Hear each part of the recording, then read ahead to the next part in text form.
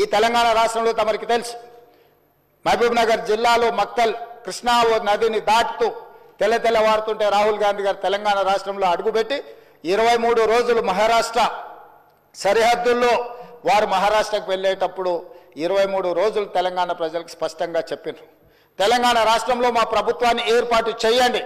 నేను తెలంగాణ ప్రజలకు నేను మాట ఇస్తున్నా, మేము అధికారంలోకి వచ్చిన తర్వాత మా ప్రభుత్వం కులాల ప్రాతిపదికన జనాభా సేకరణ చేసి బలహీన వర్గాల లెక్క ఎంతుందో లెక్క తేల్చి వాళ్లకు రాజకీయంగా రిజర్వేషన్లు కల్పిస్తాం, ఉద్యోగ ఉపాధి రిజర్వేషన్లు కల్పించే బాధ్యత మేము తీసుకుంటాం.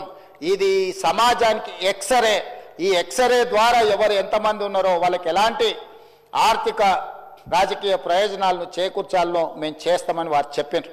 అందుకే డిసెంబర్ 7, 2023 నాడు మనం అధికారం చేపట్టి అధికారంలోకి వచ్చిన తర్వాత ఎంబడే ఫిబ్రవరి 4 నాడు 2024 నాడు మంత్రివర్గంలో ఆమోదం చేసి ఫిబ్రవరి 6, 2024 నాడు సహచర మంత్రివర్గ సభ్యులు పొన్నం ప్రభాకర్ గారు ఇదే సభలో తమరి అనుమతితో తీర్మానాన్ని ప్రవేశపెట్టినము.